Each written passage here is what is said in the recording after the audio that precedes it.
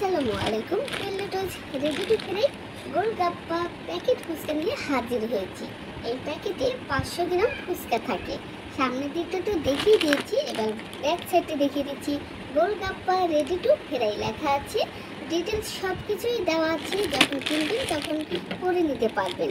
এখন প্যাকেটটাকে কেটে দেখিয়ে দিচ্ছি ভিতরটা। এখন দেখতে কত সুন্দর ভিতরের দিকটা। এখানে 3টি কালার আছে।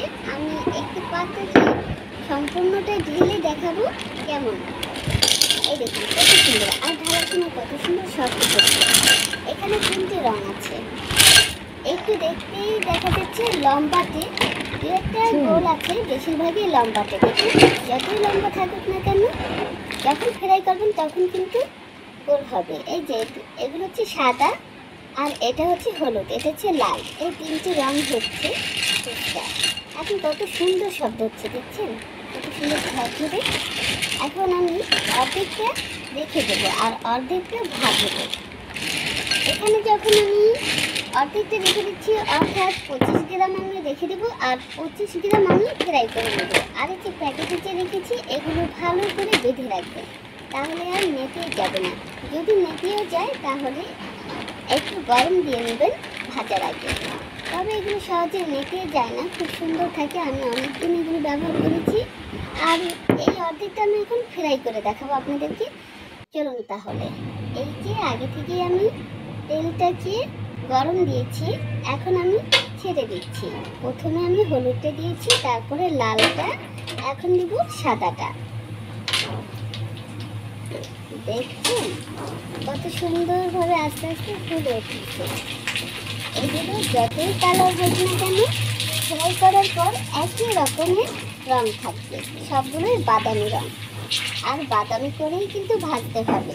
বাদামি করে না ভাজলে কিন্তু সাদা থাকলে চুপসে যাবে, অর্থাৎ নেতিয়ে যাবে। এখন একটু উল্টে পাল্টে নেড়েচেড়ে আমি বাদামি রং করে নেব সবগুলোকে। যেগুলো আগে বাদামি হয়েছে সেগুলো আগে তুলে ফেলতে হবে, না হয় কিন্তু সেগুলো আবার বেশি ভাজা হয়ে গেলে কালো হয়ে যাবে। বাদামি হয়ে গেছে, এখন তুলে নিচ্ছি। প্রথমবার তো ভাজলাম, দ্বিতীয়বারও দেখিয়ে দিচ্ছি। প্রথমে দিয়ে দিলাম হলুদ, তারপরে লাল, তারপরে দিয়ে দিচ্ছি এখন সাদা।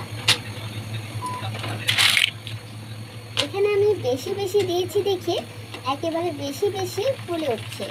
এতে পোটকা মাছতে নেই, ঠিক পোটকা মাছের মতোই আস্তে আস্তে ফুটফুট করে ফুলে উঠছে, তাই না? দেখুন মশলা কত সুন্দর ফুলে উঠেছে, পোটকা মাছের মতো। ফ্রাই প্যানটা পুরোপুরি ভরপুরে ভরে গিয়েছে, তাই না? এখন যেগুলো আগে বাদাম হয়েছে সেগুলো দেখে দেখে তুলে নিচ্ছি। সাদাগুলোকে আরেকটু ভেজে তারপরে তুলে নেব। এই যে এখন আবার কিছুটা বাদাম হয়েছে, সেগুলোকে তুলে নিচ্ছি। এইভাবে করেই সবগুলো ফুচকাকে আমি ভেজে নেব। আর দেখুন কত সুন্দর হয়েছে। আমাদের বাংলাদেশেও কিন্তু রেডিমেড ফুচকা কিন্তু পাওয়া যায়, সেগুলোও আপনারা ব্যবহার করতে পারেন। তবে বাংলাদেশিটা একটু কম ফোলে, কোনোটা ফোলে আবার কোনোটা ফোলে না, এরকম। আর এই যে ইন্ডিয়ান যে প্যাকেটটা, এগুলো সবগুলোই কিন্তু ফুলবে, মশলা সবগুলো। যদিও বাদ থাকে যেগুলো ফুলবে না, সেগুলো হচ্ছে দু একটা ভাঙ্গা থাকে, সেগুলো ফুলবে না। দেখুন মশলা দেখছেন তো কত সুন্দর, সবগুলো কিন্তু ফুলে উঠেছে। আর এরকম রেডিমেড ফুচকা প্যাকেট কিনতে পাওয়া গেলে তাহলে আবার কষ্ট করে নিজে হাতে বানানোর কি দরকার আছে বলুন তো? তবে হ্যাঁ, স্বাস্থ্যের জন্য চিন্তা করলে নিজে হাতে বানিয়ে খাওয়াটাই ভালো, রেডিমেড না কিনে। যে ধৈর্য সহকারে বানাতে পারবেন সে বানিয়ে নেবেন, কেনার কোনো প্রয়োজন নাই। আর যে ধৈর্য সহকারে বানাতে চাইবেন না সে কিনে নিতে পারেন, সাহায্য করে এভাবে ভেজে নেবেন। এভাবে করে সবগুলো ফুচকা আমি ভেজে নিলাম। এখন দেখিয়ে দিচ্ছি, এই যে একটি পাত্র নিয়েছি আর টিস্যু পেপার দিয়েছি। এভাবে করে ফুচকাকে রেখে দেবেন, তাহলে বাকি যে তেলটা আছে ফুচকার শরীর থেকে তেলটাকে শোষণ করে নেবে টিস্যু পেপার। তাহলে আরও ভালোভাবে ফুচকাটা শক্ত মজবুত থাকবে, মুচমুচে থাকবে অনেক দিন। আর যদি তেলটা শোষণ করে না নেওয়া হয় তাহলে কিন্তু তাড়াতাড়ি নেতিয়ে যায়, যত ফুচকা ভালোই হোক না কেন। আর ভালো করে বাদামি করেই কিন্তু ভাজতে হবে।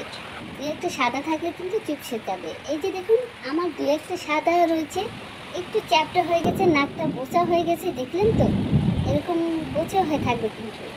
এই জন্য ভালো করে ভেজে নেবেন। তারপরে এরকম মনের মতো করে ফুচকা বানিয়ে খাবেন। সবাই ভালো থাকেন। আল্লাহ হাফেজ।